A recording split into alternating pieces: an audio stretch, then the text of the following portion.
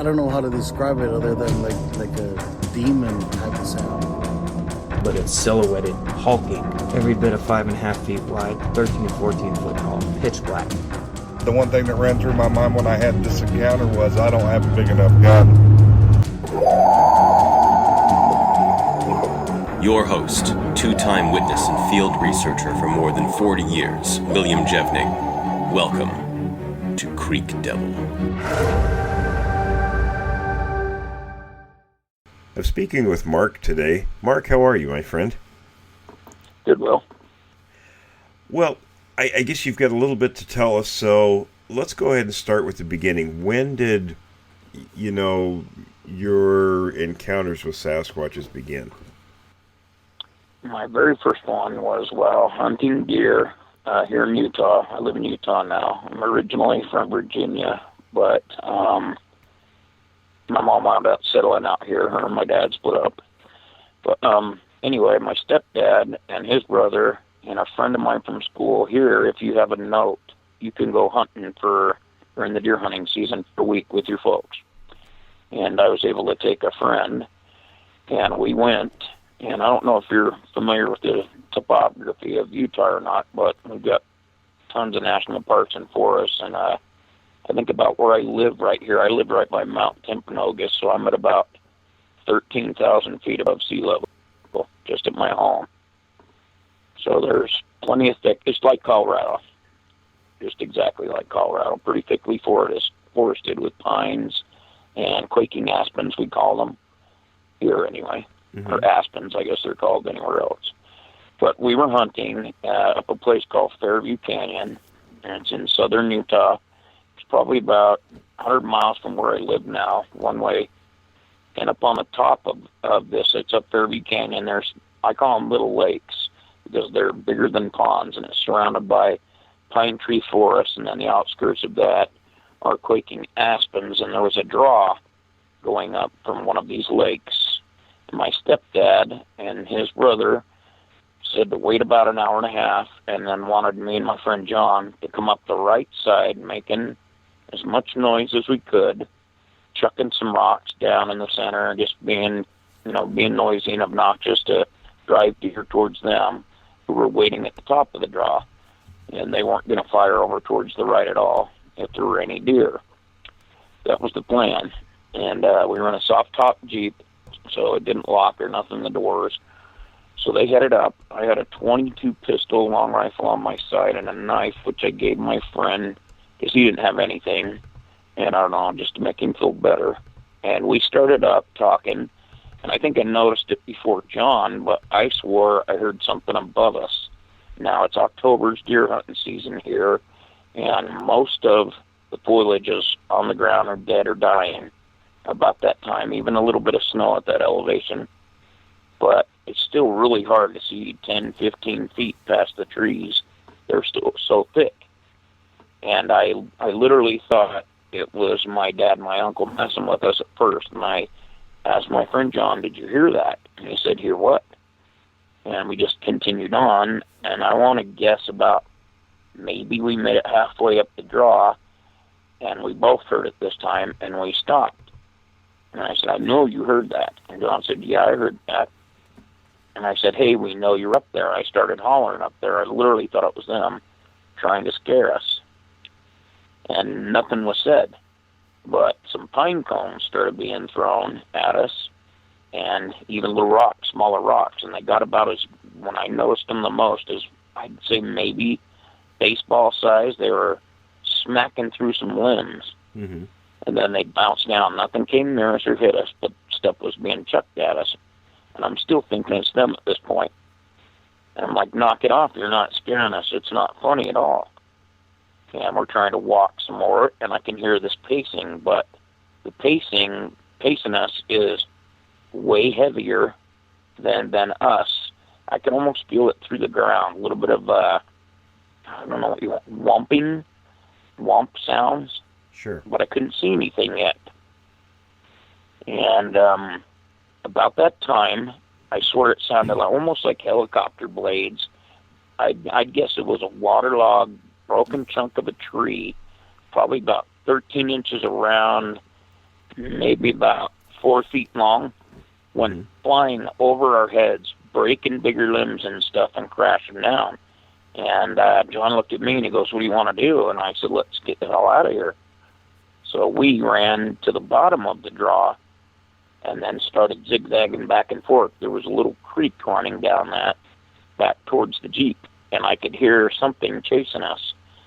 And as we're trying to dodge, and you're looking between the trees, grabbing them, swinging around them and stuff with your hands, slipping in mud, snow, I saw a shape, and it was huge. I knew then it wasn't my uncle or Terry. Now, we got up there right as the sun was coming over that side of the mountain, over the east side of the mountain. So it would have been about 7 a.m., I'm guessing. So the sun was against it, so all I could see was a silhouette and a lot of hair. And I thought bear at first. Sure. But even that young, I think it was the first year of junior high. I think you're about 11, 12. I was smart enough to know a bear couldn't walk that far that long. And I still didn't even think Bigfoot or anything. That only came later in my life. We run back down to the Jeep, but as we were zigzagging across this creek, coming down the channel, I noticed some footprints, and John saw them as well. I was like, "You see them footprints?" And I thought, why would they take their boots off to scare us? I wasn't really dawning on me how big they were. And we get back down to the Jeep. It's a soft top, and it doesn't lock. So we hop in it, and I start honking the horn for all I'm worth. Nothing else was thrown, and nothing came at us. Oh, I forgot a part. I did threaten to shoot up the hill at them, by them, because they were throwing stuff before that big log came at us. I forgot that. I did mention that in the other thing with David. I didn't want that to be inconsistent. I wouldn't have shot, but I thought if it was them the whole time, and I thought if they were trying to be funny, I'd try to put a little fear in them as well. I was trying to be brave, I guess. Sure. But we got down there, and I started honking the horn, and about an hour and a half later, my stepdad and his brother come down, my Uncle Terry, and they're just mad as all get out because we never met up with them. And me and John are just dumbfounded, and I'm like, "What are you talking about? You chased us out of there. You were throwing things at us." And after a little bit of arguing, them getting upset, and we were both just shaking. John might have even wet his pants a little bit, I think. I think he did. But so we described what was happening and told them about the footprints, and they laughed at us and said, "You probably saw a bear or a deer or something," because we do get bear here occasionally. And I've seen a million deer. I mean, a million deer growing up, eating it my whole life. Wasn't no deer, and it wasn't any bear. The bear here don't get that huge anyway. And so they didn't believe us, and they told us we were crazy. So we kept our mouth shut until the bus ride back to school. We rode the same bus, and we happened to mention it to our science teacher. Well, he got all excited and apparently knew and told us we probably saw a Sasquatch, encountered a Sasquatch. I was like, "What's a Sasquatch?" And he said, "Bigfoot." No internet back then. I'm gonna be 51 in August, so no such thing as the internet then. The telephone company owned your phone even. Right. And he asked if he could get permission from our parents if we could go back up there and show him the area. My stepdad wound up going with us. We found 2 old frozen footprints. By the time we got back up there, it would have been about a week and a half later, and he got 2 casts. And after we got back from all that, he had John and I do a show and tell and hold up these footprints. And he had one of those cloth tapes that roll up, like a seamstress would use. Mm-hmm. And it was like about 17 inches long and about 6.5 at the top. And that didn't really mean a whole lot to me. But he's explaining what happened to us, had us tell our story, and pass these plaster casts around. Hindsight, I wish I would have kept one or asked for one. I've got plenty now. But so anyway, I go on with life, and I wound up seeing an old show at a local theater called Sasquatch the Legend, I think it's called. It was almost like a Disney documentary. Mm-hmm. Because I wanted to understand what happened to me, and the only way you found out about movies back then, of course, was the newspaper or maybe TV. So you'd look in the newspaper, and I saw this, and I remembered what he called it, so I went and checked it out. And they talked about this Bait Canyon, those miners of Bait Canyon and stuff. Right. Mm-hmm. Where they threw all the rocks on top of the cabin or whatever. But anyway, that's as much as I knew about it, and I never even told the wife I was married to for 27 years until 21 years into our marriage, only to be heard I was crazy. Anyway. And then my second encounter happened when I was a young soldier stationed at Fort Sill, Oklahoma. That was pretty much it for the Utah one. What happened when you were stationed at Fort Sill? Well, I was going through artillery school there, and once I had completed artillery school, I wound up getting stationed there as well. So I moved my family and my 2 sons out there at the time. But I was pulling field guard duty as a corporal on a battery section of 105s. They were self-propelled and 8 inches, and there was a whole bivouac site set up with fire barrels and everything. And I know you're a vet too, so I know you understand what I'm saying. Sure. Yeah, and I was pulling it with a PFC, and we had to check in with C2 every hour on the hour. He would go to the west, I would go to the east around the guns, because on the weekends especially, most of Fort Sill's still owned by the tribes, the local tribes, and they still grow hay there. It's not unknown for the local cowboys or even the indigenous folks to get drunk and wind up in the wrong place, on a firing range or something in their trucks. Right. And pretty much to keep people away from that equipment and not to get hurt. So the PFC headed to the west, I headed to the east, and about this time, it was pretty close to 2:30, 2:45 in the morning. We had to make a 3 a.m. check-in. And I was about before the last 2 of the 8-inch howitzers. They were in a big U, and the tubes are kept elevated with a canvas bag on the end to keep moisture out of them and stuff till they're ready to fire. And it's about from the ground to the top with the column meter, about 10 feet to the bottom of the barrel, because they're at about a 45-degree angle with that canvas bag on until you're ready to shoot or punch them out and clean them and stuff. And I heard a growl. And I stopped, and the first thing I thought was coyote. And, of course, on an American post, they don't give you anything but blanks. Right. So I had my M16 A1 with blanks, and I had some hand grenade simulators. All they do is go bang really loud. Right. And I flipped my selector switch to auto, thinking I'll scare it off. So I started edging up along the side of the track, the left side of the howitzer. It was facing north. And I was going up along the left side of it, and I saw this great big shadow standing there. And my eyes are way adjusted because we'd been out there since everyone else left anyway. And we never left from the CQ tent to go on patrol until your eyes were adjusted from inside the tent where light was anyway. It's only kind of common sense. And there's this great big shape with this arm thrown up around the barrel.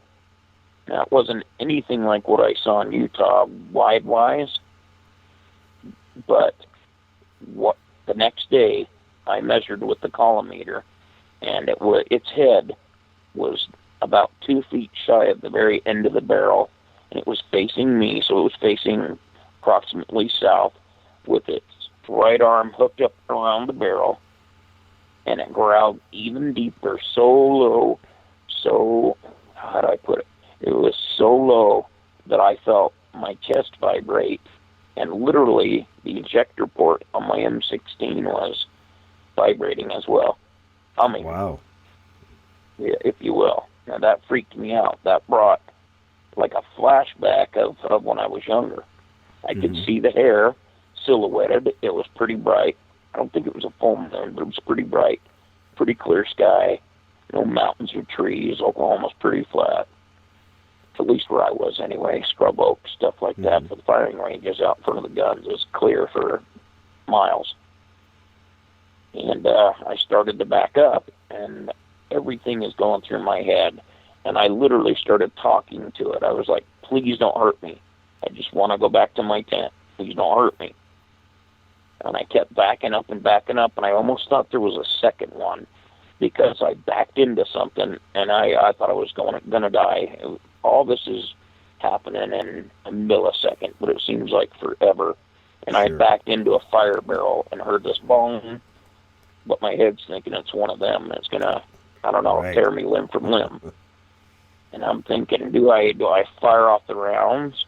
You know, what's going on with the other guy? Is there only one of them? I didn't think they traveled in groups. I wasn't really into checking them out or anything. I thought, well, why is, so much was going through my head. What's it doing here, Because I, like a lot of other people, thought they were just the Pacific Northwest. Oh, yeah. Because I never really got into trying to deeply understand what happened to me until after the Fort Sill incident. So I back into this, and as I instinctively turn around just to look, even though it's a fire barrel once, sanity settles in, and I whip my head back around to make sure I'm not being charged or something. There's nothing there. It's gone. My neck is breaking, whipping back and forth so fast. Well, I backed up all the way to the tent, which was probably 150, 200 yards away from this fire barrel I was at. And, with my weapon barrel out in front of me, swiveling back and forth, knowing if I pull the trigger, is it going to, make it angry? Is it going to attack me? It's not going to hurt it. It just blanks anyway. So I'm wondering, as closer I get to the tent, I'm starting to think about the PFC, and I'm like, well, I wonder where he is.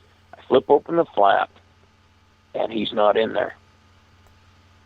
And I'm thinking, do I go look for him? There's nothing I can do for the guy. Should I call in right now? And it's just about 3 o'clock. And I know if I don't call in, they're going to call us, wondering why we aren't making checking in, making our hourly calls. So as I'm trying to decide what to do, the flap flips open, and there he is. And he says, "What the hell was that?" He heard the growling. And I tried to tell him what it was. And I got called crazy for the second time. And that's when I clammed up about it for years.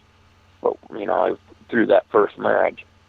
And, but as soon as I got out of the military, I started digging into stuff, especially once computers became more available at home and stuff like that. I wanted to understand what had happened to me.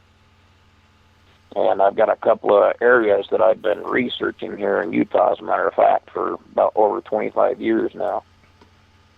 And I've never caught a picture of anything.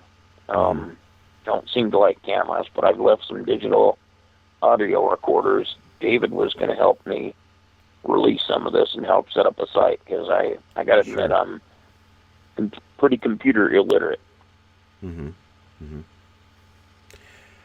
But I've got a lot of photos too, of footprints and stuff in cast. Oh wow, great! You'll have to show me some of those. It'd be very interesting. Yeah, I can actually email you some that I took just like earlier this winter, right behind our motorcycle clubhouse. I'm in a motorcycle club, and we've got this. It's a great big canal, man-made mud, and it comes from American Fork Canyon, which comes from the front side of Mount Timpanogos, which the back side is a glacier. So it's got water coming down it all the time, and deer and everything else. And it's whenever they release the floodgates or whatever, as the winter runoff starts to come down. Well, at the beginning of winter, it was at its fullest. It's about 6-7 feet deep, but I got some real nice juvenile prints in there. Following some deer prints. Well, tell me about some of the finds you've made up there. I'm sorry, say it again. Tell me about some of the finds you've made. Oh, well, it's a pretty hot spot up here. It's called the Alpine Loop. You can drive this. You can call it a 2-lane road if you want to, but it's pretty scary even on a motorcycle. It goes all the way across the top of Mount Timpanogos, and it comes down out Provo Canyon right past Sundance, which is Robert Redford's place, ski resort there, and where he started the Sundance Film Festival that everybody knows about. But right up top there is nothing but, once you get past all the wealthier folks' homes, it's literally sheer mountainside with, I guess it's a pretty steep grade. It's steeper than 45 degrees in some places, of nothing but pine trees just all the way up in big rolling valleys in these canyons, because it's one canyon from Sundance Canyon over down the top to American Fork Canyon, with all kinds of little side canyons off that. Mm-hmm. And people ride horses all up in there and stuff, and they hunt deer, during deer season, but clear up top there, if you go up there, it's not where a lot of people go. Now, there's this guy named Utah Sasquatch. His name's Rio. He's been all over the internet. He went up there. I know him. Yeah, and did a little bit of stuff, but that was his first time up there, because I guess he's more up from Salt Lake or Ogden, and this is actually in Utah County. And I found a whole bunch of tree structures up there, which I don't put a lot of stock in, because anybody can make them. Exactly, but there are some that, say again? Yeah, I agree. Yeah, there are the odd ones that, I'll take pictures of with my phone or something, because they're just in the oddest places. There's no hatchet marks, and they're gigantic. Gigantic. Bigger than 2 feet around, some of these logs built off a one central pole, the teepee thing. I don't put a lot of stock in. These are a little bit different. They don't look like they're shelters or anything. To me, they look like a marker or something. I'll even email those to you. Yeah, I've got a friend up in Alberta, First Nations member up there, who sent me pictures of something very similar. They're not something that anyone would consider a shelter or anything like that, but more of a marking. Yeah, it's very well put. Yeah, exactly. I don't suppose you're familiar with Colorado, are you? Colorado Bigfoot? A little bit.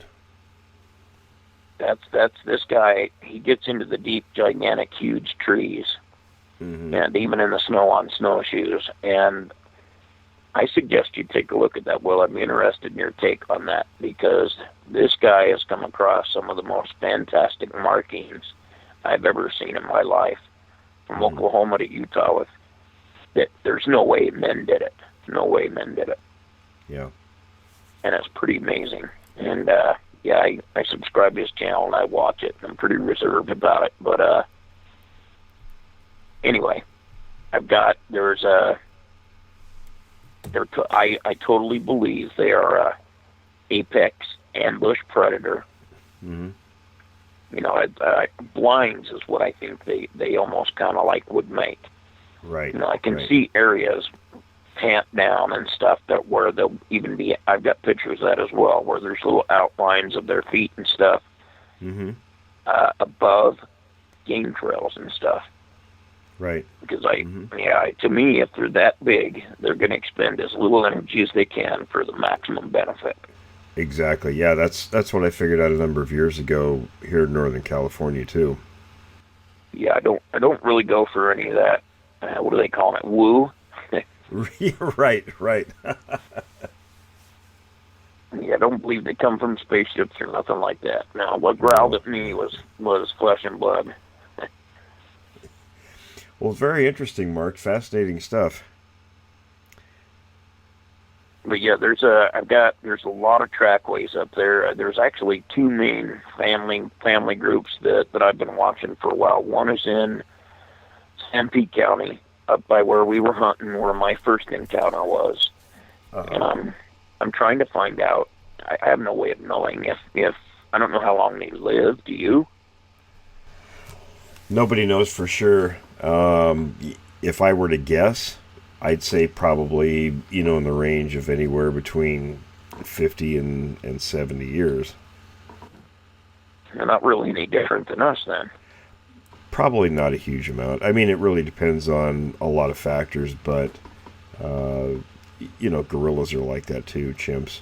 They'll live a long time if they, have what they need and don't lead to bad a life.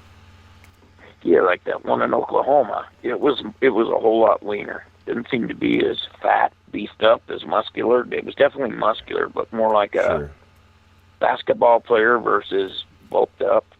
And I kind of think that's a little bit akin to like a goldfish in a small bowl, or you put them in a tank and it gets bigger. Mm-hmm. You know, Mm-hmm. if you got better food, you know what I mean? Better food, more protein around you and stuff. I think you kind of grow to your environment. Sure. Because I kind of figured out, to me it was kind of common sense, and I think it's a little shameful how the Bigfoot community has so much infighting, Well, all over the place. This is It's the Yeti, the Garen, Amnesty. It's all over the world pretty much. Very much Just so. Different name. Yeah. All right, my But friend. yeah, I understand you got your 5th book done or almost done. Oh, actually, let me think. I actually have, if you count the Bigfoot Fieldwork 101 series, that's 12, and I'm about ready to put out. Let's see. I'm redoing In Search of the Unknown, and I just got back the edited file on that. It's expanded, and I'm putting a bunch of pictures in it, and I've got a new one that I'm kind of excited about. It's called A Case for the Existence of the Sasquatch, and I have a retired 40-year veteran trial attorney who's helping me with what I wanted to do is sort of present it, like you would if you went to trial, and just talking about what is evidence, what isn't, what types of evidence, things like that, how a case would be put before a jury. And then the book goes through and presents all the different types of evidence, photographs, and I've even got a picture of a Sasquatch. It's not a facial picture, it's walking away from, it's actually running away from the photographer, but it's not one of these fuzzy, blurry pictures. It's crystal clear. So Yeah, not a blob squatch. Not a blob squatch. Yeah.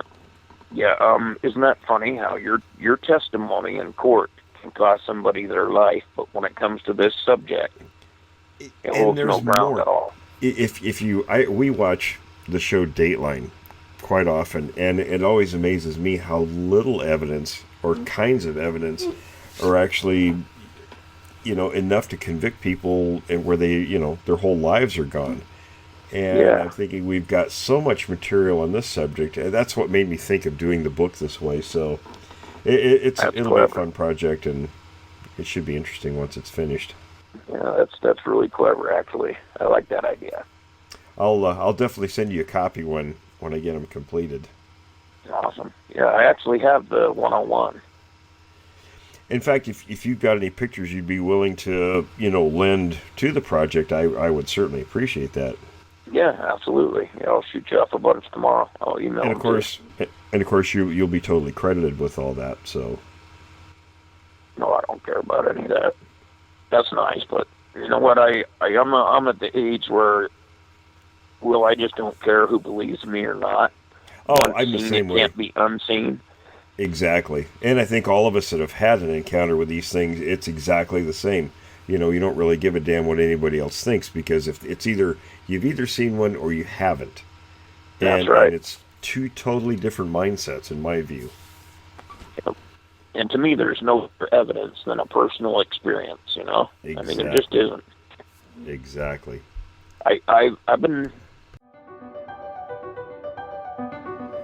Thanks for listening to this episode of Creek Devil.